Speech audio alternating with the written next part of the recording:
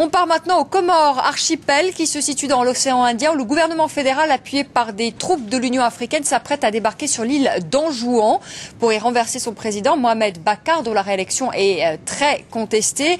Franck Berruyer, bonjour, vous êtes sur l'île de Mohéli.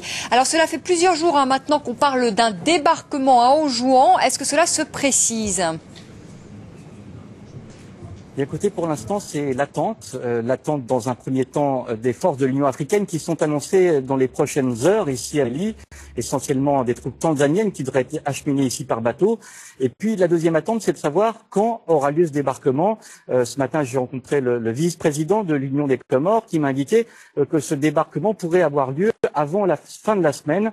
Cela fait maintenant déjà plusieurs jours que ce débarquement est prévu et pour l'instant, donc toujours pas de calendrier vraiment précis en vue. Le gouvernement fédéral a déjà prévu d'organiser une présidentielle en mai à Anjouan, comme si le renversement du président Mohamed Bakar était déjà fait. Est-ce que c'est pas allé un peu vite ?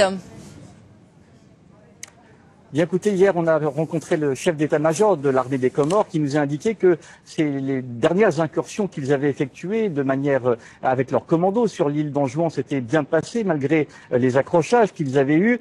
Ce qui est sûr, c'est qu'ils ont rencontré une certaine résistance et notamment au moment de leur repli de l'île. Il y a eu des combats, des tirs de roquettes, des tirs également de grenades et des blessés ont été enregistrés du côté de l'armée comorienne. Et puis, ce qui est sûr, c'est que tout débarquement, et surtout quand il est amphibie, eh bien c'est toujours difficile. Les Comoriens ne disposent pas d'une vraie marine. Ils iront sur place simplement avec des cargos et des bateaux de pêche. Et puis sur place, il faut dire également que l'île d'Anjouan n'est pas hospitalière. C'est une île volcanique. Il y a très peu de plages, que les montagnes sont très inaccessibles, avec notamment une jungle importante. Même si les militaires comoriens connaissent bien cette île, puisqu'il s'agit de ce pays, tout débarquement est à haut risque et tout le monde le sait ici.